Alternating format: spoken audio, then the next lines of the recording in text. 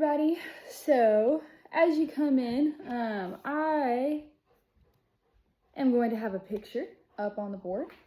As you guys just kind of look over this picture, I want you guys to think about anything you notice, anything that you see, anything that sticks out to you. I'm going to give you guys about a minute to just kind of look at this picture, look at this cover of this book, maybe make some inferences, things like that, okay? All right, so what you're going to do now, we're going to do a little think, pair, share with some questions, okay? 2 questions, all right?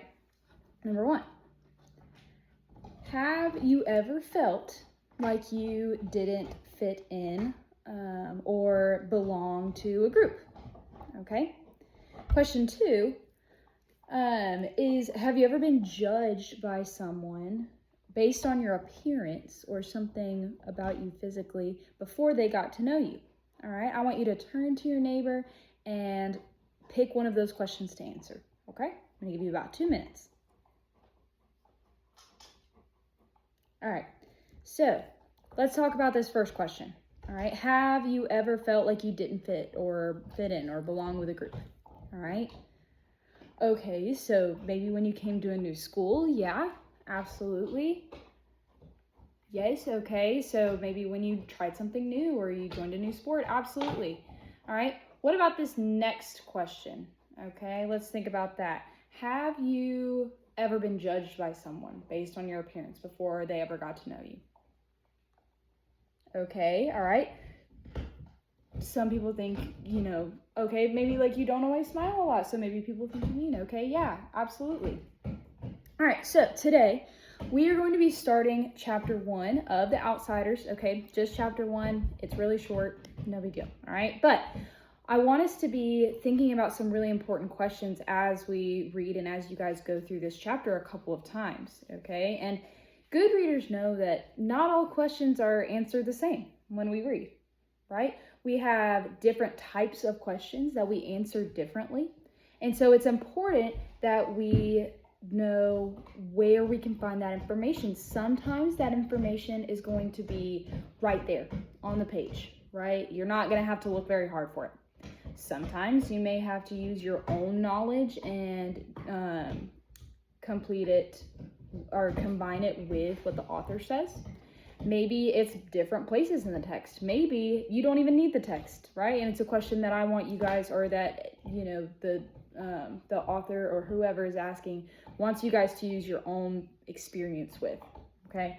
So we have this chart here, okay, and it has 4 different types of questions, okay, 4. We have a right there question, we have a think and search, we have an author and me, and then we have an on my own question, all right? These 4 question types require different ways to find the evidence, okay? So a right there question, that's what I was talking about earlier, where you can find it right there in the text. You don't really have to look very far or very hard for it, right? It's going to be right there for you. It's going to be, what do we call it when the author directly states something? Explicit, right? Yes, right? So it's going to be explicitly stated, okay? Then we have think and search, all right? This is where we may find something multiple places in a text. It may talk about it in chapter 1. It may talk about it again in chapter 5, okay? It may talk about it in multiple places on the same page, okay? So you will have the author will reveal different bits of this information at different points in the text, okay? So you have to kind of take different parts of the text. All right, then we have author and me. That's where we're going to be combining what the author is saying in that text with what you already know, okay? And then we have on my own, okay? That is where I want you to just use your background knowledge, use your own experience, right? Use the things that you know and have in your toolbox to answer this question, okay? So those are the 4 types of questions we're going to be thinking about, okay? You guys will have this chart to look at the whole time. So you won't have to worry about memorizing it or anything, but I do want you guys to be thinking not only about what the answer to this question is, but how you're finding that answer, okay? All right, so today we have 3 learning targets, okay? The first one is that I can cite relevant textual evidence to support answers to comprehension questions and inferences in the text with at least 80% accuracy. Okay, what does comprehension mean again? We've talked about this before, right? Understanding what the text is saying. Yeah. All right. The second one, I can analyze ideas and information presented in the text and explain my thinking using evidence from the text and prior knowledge. Okay. And then the last one is that I can participate in collaborative discussions by explaining my responses, okay, listening to others, and building on their ideas during partner activities and whole group activities. All right. Remember, you may not be able to do all of these right off the bat, especially the first two. That's why we're doing them in class, right? But this is what we're working towards. Okay. So everybody, I want you to take out your books. Okay. We are going to be in chapter 1. All right, you got to go through a couple pages before you get to chapter 1. So everybody find chapter 1. All right.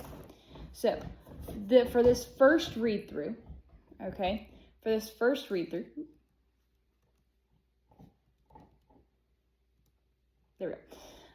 For this first read through, I am going to just read the chapter to you. Okay. I may stop at a couple points when I have a question or want to think about something more in depth. But we are going to be focusing on listening and reading along, okay? Follow with your finger, all right? I want you guys to make sure that you are paying attention to what's being read, okay? It's a whole chapter. It's not just a page or anything, so we do need to make sure that we're following along, all right? So, everybody start with me at chapter 1. When I stepped out into the bright sunlight from the darkness of the movie house, I had only two things on my own mind: Paul Newman and a ride home. I was wishing I looked like Paul Newman. He looks tough and I don't. Let's pause. Do you guys know who Paul Newman is? Nope. Okay, cool. All right, we'll come back to that later. All right, but I guess my own looks aren't so bad. I have light brown, almost red hair and greenish gray eyes. I wish they were more gray because I hate most guys that have green eyes, but I have to be content with what I have. My hair is longer than a lot of boys wear theirs, squared off in the back and long at the front and the sides, but I am a greaser and most of my neighborhood rarely bothers to get a haircut. Besides, I look better with long hair. I had a long walk home and no company, but I usually loan it anyways, for no reason except that I like to watch movies undisturbed so I can get into them and live them out with the actors. When I see a movie with someone, it's kind of uncomfortable, like having someone read your book over your shoulder. I'm different in that way. I mean, my second oldest brother, Soda, who is 16 going on 17, never cracks a book at all. And my oldest brother, Daryl, who we call Derry, works too long and hard to be interested in a story or a drawing or a picture, so I'm not like them. And nobody in our gang digs movies and books the way I do. For a while there, I thought I was the only person in the world that did, so I loaned it. Soda tries to understand, at least, which is more than Derry does, but then Soda is different from anybody. He understands everything, almost, like he's never hollering at me all the time the way Derry is, or treating me as if I was 6 instead of 14. I love Soda more than I ever loved anyone, even Mom and Dad. He's always happy-go-lucky and grinning, while Derry's hard and firm and rarely grins at all. But then, Derry's gone through a lot in his 20 years, grown up too fast. Soda Pop will never grow up at all. I don't know which way's the best. I'll find out one of these days. All right, I want us to pause. Okay, I have a quick question. How old is Pony Boy? Okay, so I have that question in my head. And again, you guys aren't answering. I'm just kind of thinking out loud, right? Well, it says right here that he's 14, right? Did I have to look very hard for that? No, author explicitly states it. He also states Derry and Soda's age, right? Soda is 16 going on 17, so he's 16 right now, and Derry's 20. Right? So the author explicitly stated those in the text, right? We don't have to look for it. They say it outright. Okay? And so I now know the age of my main character and some of the side characters. Okay? Anyways, I went on walking home thinking about the movie and then suddenly wishing I had some company. Greasers can't walk alone too much or they'll get jumped. Or somebody will come by and scream, "Greaser!" at them, which doesn't make you feel too hot if you know what I mean.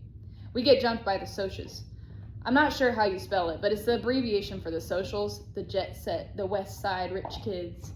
It's like the term greaser, which is used to class all us boys on the east side. We're poorer than socias in the middle class. I reckon we're wilder too, not like the socias who jump greasers and wreck houses and throw beer blasts for kicks, and get editorials in the paper for being a public disgrace one day and an asset to society the next. Greasers are almost like hoods. We steal things and drive old souped-up cars and hold up gas stations and have gang fight once in a while. I don't mean I'd do things like that. Derry would kill me if I got into trouble with the police. Since Mom and Dad were killed in an auto wreck, I have the three of us to stay together as long as we behave. So Soda and I stay out of trouble as much as we can, and we're careful not to get caught when we can't. I only mean that most greasers do things like that. Just like wear our hair long and dress in blue jeans and t-shirts and leave our shirt tails out and wear leather jackets and tennis shoes or boots. I'm not saying that either socias or greases are better. That's just the way things are. I could have waited to go to the movies until Derry or Soda Pop got off work. They would have gone with me or even driven me there, or walked along, although sodas just can't sit still long enough to enjoy a movie, and they bore Derry to death. Derry thinks his life is enough without inspecting other people's. Or I could have gotten to one of the gang to come along, one of our 4 boys Derry and Soda and I have grown up with and consider family. We're almost as close as brothers. When you grow up in a tight-knit neighborhood like ours, you get to know each other real well. If I had thought about it, I could have called Derry and he would have came by on his way home and picked me up. Or Tubit Matthews, one of our gang, would have come to get me in his car if I had asked him. But sometimes I don't use my head. It drives my brother Derry nuts when I do stuff like that because I'm supposed to be smart. I make good grades and I have a high IQ and everything, but I don't use my head. Besides, I like walking. I about decided I didn't like it so much though when I spotted a red Corvair trailing me. I was almost 2 blocks from home then, so I started walking a little faster. I had never been jumped, but I had seen Johnny after 4 socias got a hold of him, and it wasn't pretty. Johnny was scared of his own shadow after that. Johnny was 16 then. I knew it wasn't any use though, the fast walking. I mean, even before the Corvair pulled up beside me and 5 socias got out, I got pretty scared. I'm kind of small for 14, even though I have a good build, and those guys were bigger than me. I automatically hitched my thumbs in my jeans and slouched, wondering if I could get away if I made a break for it. I remembered Johnny, his face all cut up and bruised, and I remember how he had cried when we found him, half conscious in the corner lot. Johnny had an awful rough home. It took a lot to make him cry. I was sweating something fierce, although I was cold. I could feel my palms getting clammy and the perspiration running down my back. I get like that when I'm real scared. I glanced around for a pop bottle or a stick or something. Steve Randall, Soda's best buddy, had once held off 4 guys with a busted pop bottle, but there was nothing. So I stood there like a bump on a log while they surrounded me. I don't use my head. They walked around slowly, silently, smiling. "Hey, Grease," one said in an over-friendly voice. "We're gonna do you a favor, Greaser. We're gonna get all that greasy hair off." He had a Madras shirt. I can still see it, blue Madras. One of them laughed and then cussed me out in a low voice. I couldn't think of anything to say. There just isn't a whole lot you can say while waiting to get mugged, so I kept my mouth shut. "Need a haircut, Greaser?" The medium-sized blonde pulled a knife out of his back pocket and flipped a blade open. I finally thought of something to say. "No." I was backing up away from that knife. Of course I backed up right into one of them. He had me down in a second. They had my arms and legs pinned down, and one of them was sitting on my chest with his knees on my elbow, and if you don't think that hurts, you're crazy. I could smell English leather and shaving lotion and stale tobacco and wondered foolishly if I would suffocate before they did anything. I was scared so bad, wishing I would. I fought to get loose and almost did for a second. Then they tightened up on me, and the one in my chest slugged me a couple times, so I lay still, swearing at them between gasps. A blade was held against my throat. "How'd you like that haircut to begin just below the chin?" It occurred to me that they could kill me. I went wild. I started screaming for Soda, Derry, anyone. Someone put his hand over my mouth and I bit as hard as I could, tasting the blood running through my teeth. I heard a muttered curse and got slugged again, and they were stuffing a handkerchief in my mouth. One of them kept saying, "Shut up, shut him up, for Pete's sake, shut him up." Then there were shouts at the pounding of feet, and the socias jumped up and left me lying there, gasping. I lay there and wondered what in the world was happening. People were jumping over me and running by me in 2 days to figure it out. Then someone had me under the armpits and I was hauling me to my feet. It was Derry. "Are you all right, pony boy?" He was shaking me and I wished he'd stopped. I was dizzy enough anyway. I could tell it was Derry, though, partly because of the voice and partly because Derry's always rough with me and without meaning to be. I'm okay. Quit shaking me, Derry. I'm okay. He stopped instantly. I'm sorry. He wasn't really. Derry isn't ever sorry for anything he does. It seems funny to me that he should look exactly like my father and act the exact opposite from him. My father was only 40 when he died, and he looked 25, and a lot of people thought Derry and Dad were like brothers instead of father and son. But they only looked alike. My father was never rough with anyone without meaning to be. Derry is 6 feet 2 and broad-shouldered and muscular. He has dark brown hair that kicks out in front and a slight cowlick in the back, just like Dad's. But Derry's eyes are his own. He's got eyes like 2 pieces of pale blue-green ice. They've got a determined set to them, like the rest of him. He looks older than 20, though, cool and smart. He would be real handsome if his eyes weren't so cold. He doesn't understand anything that's not plain hard fact, but he uses his head. I sat down again, rubbing my cheek where I'd been slugged the most. Derry jammed his fists in his pockets. They didn't hurt you too bad, did they? They did. I was smarting and aching, and my chest was sore, and I was so nervous, and my hands were shaking, and I wanted to start bawling, but you don't just say that to Derry. I'm okay. Soda Pop came loping back. By then I had figured all the noise I had heard was the gang coming to rescue me. He dropped down beside me, examining my head. You got caught up a little, huh, pony boy? I only looked at him blankly. I did? He pulled out a handkerchief, wet the end of it with his tongue, and pressed it gently against the side of my head. You're bleeding like a stuck pig. I am? Look! He showed me the handkerchief, reddened as if by magic. Did they pull a blade on you? I remembered the voice. Need a haircut, greaser? The blade must have slipped while he was trying to shut me up. Yeah. Soda's handsomer than anyone else I know, not like Derry. Soda's a movie star kind of handsome, the kind that people on the street stop to watch go by. He's not as tall as Derry, and he's a little slimmer, but he has a finely drawn, sensitive face that somehow manages to be reckless and thoughtful at the same time. He's got dark gold hair that he combs back long and silky and straight, and in the summer the sun bleaches it to a shining wheat gold. His eyes are dark brown, lively, dancing, recklessly laughing eyes that can be gentle and sympathetic one moment and blazing with anger in the next. He has Dad's eyes, but Soda is one of a kind. He can get drunk in a drag race or dancing without ever getting near alcohol. In our neighborhood, it's rare to find a kid who doesn't drink once in a while, but Soda never touches a drop. He doesn't need to. He gets drunk on just plain living, and he understands everybody. He looked at me more closely. I looked away hurriedly because, if you want to know the truth, I was starting to bawl. I knew I was white as I felt, and I was shaking like a leaf. Soda put up his hand on my shoulder. Easy, pony boy, they ain't gonna hurt you no more. I know, I said, but the ground began to blur, and I feel hot tears running down my cheeks. I brushed them away impatiently. I'm just a little spooked, that's all. I drew a quivering breath and quit crying. You don't just cry in front of Derry, not unless you're hurt like Johnny that had been that day we found him in the vacant lot. Compared to Johnny, I wasn't hurt at all. Soda rubbed my hair. You're an okay kid, Pony. I had to grin.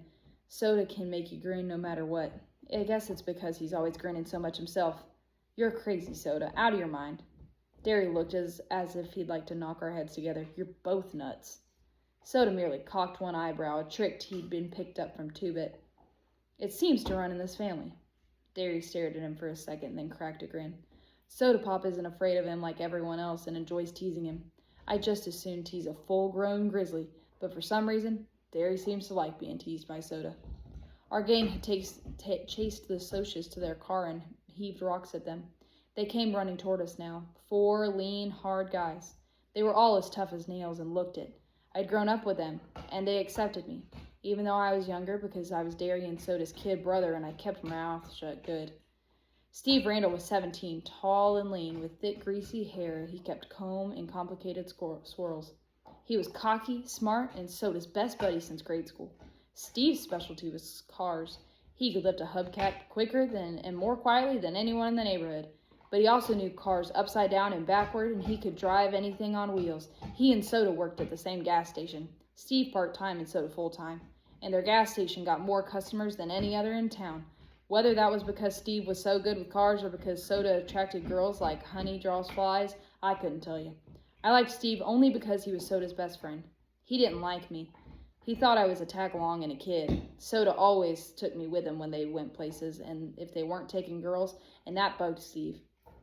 It wasn't my fault. Soda always asked me. I didn't ask him. Soda doesn't think I'm a kid. 2-Bit Matthews was the oldest of the gang and the wisecracker of the bunch. He was about 6 feet tall, stocky in build, and very proud of his long, rusty-colored sideburns. He had gray eyes and a wide grin, and he couldn't stop making funny remarks to save his life. You couldn't shut up that guy. He always had to get his 2 bits worth in, hence the nickname. Even his teachers forgot his real name was Keith, and we hardly remembered he had one. Life was one big joke to 2-Bit. He was famous for shoplifting and his black-handled switchblade, which he couldn't have acquired without his first talent. And he was always smarting off to the cops. He couldn't really help it. Everything he said was so irresistibly funny that he just had to let the police in on it to brighten up their dull lives. That's the way he explained it to me. He liked fights, blondes, and for some unfathomable reason, school. He was still a junior at 18 and a half and never learned anything. He just went for kicks. I liked him real well because he kept us laughing at ourselves as well as other things. He reminded me of Will Rogers. Maybe it was the grin. If I had to pick the real character of the game, it would be Dallas Watson, Dally. I used to like to draw his picture when he was in a dangerous mood, for then I could get his personality down in a few lines. He had an elfish face with high cheekbones and a pointed chin, small, sharp animal teeth, and ears like a lynx. His hair was almost white, it was so blonde, and he didn't like haircuts or hair oil either, so it fell over his forehead in wisps and caked out in black tufts and curled back in tufts and curled behind his ears and along the nape of his neck. His eyes were blue, blazing ice cold, with a hatred of the whole world. Dally had spent 3 years on the west side of New York and had been arrested at the age of 10. He was tougher than the rest of us, tougher, colder, meaner. The shade of difference that separates a greaser from a hood wasn't present in Dally. He was as wild as the boys in the downtown outfits, like Tim Shepard's gang. In New York, Dally blew off a steam in gang fights, but here, organized gangs are rarities. There are just small bunches of friends who stick together, and the warfare is between the social classes. A rumble, when it's called, is usually born of a grudge or fight, and the opponents just happen to bring their friends along.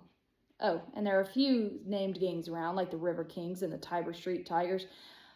But here in the Southwest, there's no gang rivalry. So Dally, even though he could get into a good fight sometimes, had no specific thing to hate. No rival gang, only socias. And you can't win against them no matter how hard you try because they've all got the breaks, and even whipping them isn't going to change that fact. Maybe that was why Dally was so bitter. He had quite a reputation. They have on file for him down at the police station. He had been arrested, he got drunk, he rode in rodeos, lied, cheated, stole, rolled dunks, jumped small kids, he did everything. I didn't like him, but he was smart and he had to respect him. Johnny Cade was the last and least. If you can picture a little dark puppy that has been kicked too many times and is lost in a crowd of strangers, you'll have Johnny. He was the youngest next to me, smaller than the rest, with a light build. He had big black eyes and dark tanned face. His hair was jet black and heavily greased and combed to the side. But it was so long that it fell in shaggy bangs across his forehead. He had a nervous, suspicious look in his eyes. And that beating he got from the socials didn't help matters. He was the gang's pet, everyone's kid brother. His father was always beating him up, and his mother ignored him, except when she was hacked off at something, and then you could hear her yelling at him clear down at our house. I think I hated that worse than anything than getting whipped. He wouldn't have run away 1,000,000 times if we wouldn't have been there. If it hadn't been for the gang, Johnny would have never had known what love and affection are. I wiped my eyes hurriedly. Did you catch him? Nope, they got away this time, the dirty 2-Bit went off cheekily, calling the socials every name he could think of or make up. The kids okay? I'm okay. I tried to think of something to say. I'm usually pretty quiet around people, even the gang. I changed the subject. I didn't know you were out of the cooler yet, Dally. Good behavior. Got off early. Dallas lit a cigarette and handed it to Johnny. Everyone sat down to have a smoke and relax. A smoke always lessens the tension. I'd quit trembling and my color was back. The cigarette was calming me down. 2-Bit cocked an eyebrow. Nice looking bruise you got there, kid.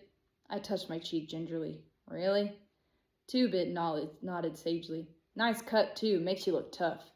Tough and tough are two different words. Tough is the same as rough. Tough means cool, sharp, like a tough-looking Mustang or a tough record. In our neighborhood, both are compliments. Steve flicked his ashes at me. What were you doing walking by your lonesome? Leave it to good old Steve to bring up something like that. I was coming home from the movies. I didn't think You don't ever think, Derry broke in, not at home or anywhere when it counts. You must think at school with all those good grades you bring home and you've always got your nose in a book. But do you ever use your head for common sense? No sirree, bub. And if you have to go by yourself, you should have carried a blade. All right, I want to pause here. We've been reading a lot. We got through most of the chapter. But what are some things that the author points out that makes Ponyboy different from the rest of the gang? Okay, so in this case, in this chapter, right, I'm just thinking out loud, okay? Well, I know that he likes books. He's quiet compared to most of the other guys. It says that on page 12, all right? Page 13, it talks about how he is really good at school, right? How he has a high IQ, and that he thinks at school, right? But he doesn't have common sense, right? He doesn't have as much common sense as the other boys. That's what Darius said multiple times, right? He doesn't think. He doesn't use his head, okay? So we've got this that we found multiple different places. I mean, it starts everywhere from page 1 and 2, right? All the way to page 13, okay? So I know that he's different from the rest of the gang. He doesn't exactly fit the mold that everybody else fits, okay? And we see that our author explains that multiple times in multiple different places, okay? All right. Now, we've only got a few more pages and we'll finish, okay? All right, so we just finished the chapter, okay? And I have one last question, okay? Why is belonging to a group so important to people, okay? Now, I don't need the text to answer that question. I can take what we learned in chapter 1 and kind of use it, but I'm mainly going to be using my own experience, my own personal experience, right? In my experience, I like being a part of a group because I don't have to do things by myself, right? And if I mess up or if something happens, I have people to come around me and help me out, console me, laugh about it with me, right? Things like that. So I'm using my personal experience to answer this question. All right, now we finished chapter 1. All right, I've read it all to you. You don't have to read the whole thing again, but for this next activity, I'm going to put a couple of questions up on the board. And you guys are going to partner up. You're going to look through these questions and you're going to answer them with a partner. Now, you don't have to read the whole chapter again. However, you do need to know where to find your answers, right? If I ask you, you need to be able to back yourself up, all right? If it's a question that requires text evidence. If it's a question that comes from your mind, then obviously you have your personal experience to back you up, okay? So I want you guys to take a few minutes to think about these questions and go through how you found these questions or how you found the answers to these questions with a partner, okay? All right, you got a couple minutes up on the board.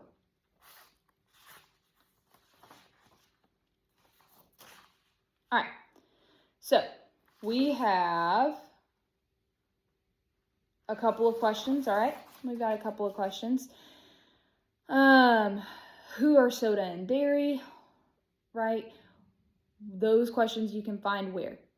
Right in the text explicitly. You can find those questions on page what? Right, 2, 3, 4, right. You can find those right there, okay?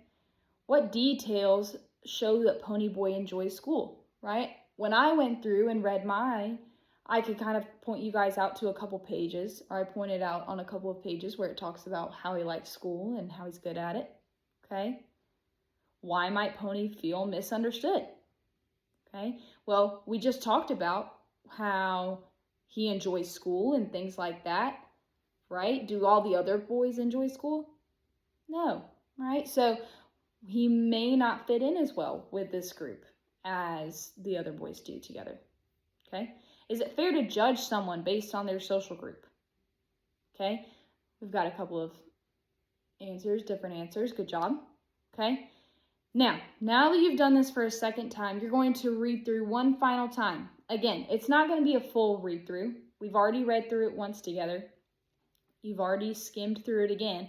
This time, I want you guys to go back, but you're going to be answering some questions on your own, okay? I'm going to have this graphic organizer for you, and not only is it going to ask you questions, it's going to ask you for textual evidence or personal experience, if it's that type of question. And then you're going to have to answer how you found that, right? Was it right there in the text? Was it explicit? Okay. Was it multiple places in the text? Did you use your own knowledge? Did you use personal experience, right? How did you answer this question? Okay. I'm going to have a timer up on the board so that way you guys know how much left you have to work. And you guys will be working on your own, okay? On your own for the next few minutes. I'm going to come around and help if you need it. But I'm going to go ahead and pass those graphic organizers out. That way you guys have them.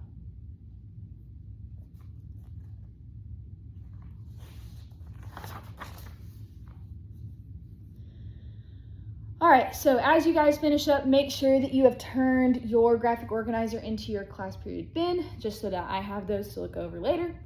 And I want everybody to make sure that they are back at their seat for me. All right, so I have a couple questions just for us to think about, not necessarily about the text, but about some different things, all right? Which question from your graphic organizer was the easiest or the hardest to answer? Why? Okay, the right there answer was easy because it stated it right there, okay? All right. The authoring me question was harder because you had to combine knowledge that you had and knowledge that the author was giving you, all right? Okay. How did getting to know more about Ponyboy help you understand the relationships between the characters? Right? How did learning more about Ponyboy help you understand the relationships with between the characters? All right, he feels different than everybody else, okay, yes. He's really close with his brothers, okay? Even if it doesn't necessarily look the way that all brother relationships look, absolutely. All right, are there any inferences we can make about what might happen in chapter 2? Okay, maybe someone's gonna get hurt again, okay? Maybe they'll go to school, okay? All right. All right, so I'm going to pass out sticky notes right here, okay?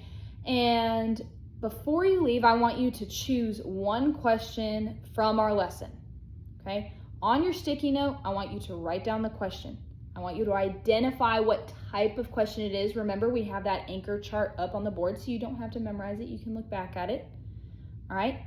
So put it into a category, decide which category it belongs to, and then explain why answering that question helped you understand the chapter. Now, these questions can come from your graphic organizer. It can come from a question that we answered earlier. It could even be a question that I answered in my first read, okay, or that I asked and answered in my first read, okay? It can be any of those questions, but I want you guys to take this sticky note and I want you to tell me the question that you answered, okay? I want you to put it into a category. And then I want you to tell me how answering that question helped you understand chapter 1, okay? All right, as you complete it, you can hand them to me and you can go ahead and pack up and get ready to go to your next class, okay?